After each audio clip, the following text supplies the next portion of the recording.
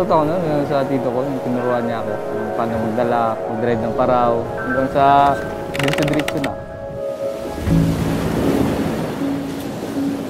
Simula ko nung 20 years old, yun, simula na sumama ko sa tito ko kasi wala nang dating trabaho din sa amin eh. Yun lang yun sa paraw.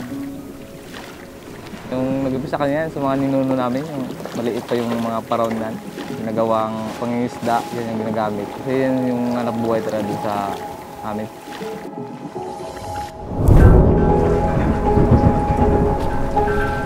Pag masama talaga yung panahon, hindi na namin ginagamit yung malaking layag, yung maliit lang.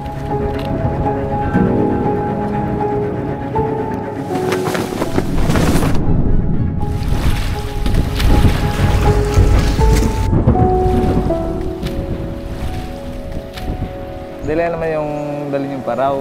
Basta yung mo lang, i-base mo lang yung hangin saka yung agos.